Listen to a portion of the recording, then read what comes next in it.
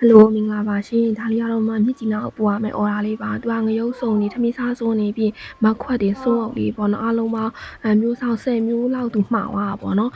ဒီဟာလေးထမင်းစားစုံလေးဆိုလို့ရှိရင်က quality အရန်ကောင်းတယ်အသားလေးကလည်းအရင်ထက်ကိုထူတယ်ဒါဘင်းကအသားပေါ့နော်သူကကြတော့ဒါလေးကတော့မှလက်တီ1500ရောက်ပါတယ်ဒါဆို3လက်မစုံ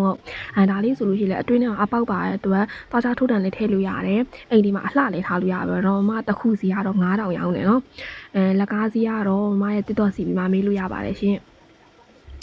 ဒါကကြတော့မက်ခွက်ကြီးပေါ့နော်သူကအဖုံးပါတယ်ဒါလေးဆိုလို့ရှိရင်လေလုံးဝအသားအရန်ကောင်းတယ်ကွာကိုပင်စီကိုမှအနှစ်သားကြီးပဲလုပ်ပေးထားတာပေါ့နော်သူကတစ်ခုစီတော့မှ8000နဲ့ရောင်းပါတယ်ရှင်ဒါလေးကတော့အထီးခိုက်တက်တာအောင်အကျိုးအပယ်ပေါ့နော်တက်တာလို့မှကျွတ်နဲ့ plastic လေးနဲ့တခါမှုတ်ပြီးတော့မှပေါ့နော်ဒါလက်လီဝဲတွေဆိုရင်မှဒါဘာဘယ်ဝန်းနဲ့ပါတခါထပ်ပြီးတော့ပတ်တည်ရပေါ့နော်သူကတော့မတို့အများဝယ်တဲ့အတွက်မှဒါဖာရဲ့အလဲမှာထားလိုက်ဆိုတာအကျိုးမရှိတော့ဘူးပေါ့နော်အလဲမှာသူ့ကိုထည့်ပြီးထုတ်ပါမယ်ဒါလေးရှိမယ်ငရုတ်စုံလေးဆိုလို့ရှိရင်လည်းသူကတစ်မျိုးကအလုံး20မှာတာ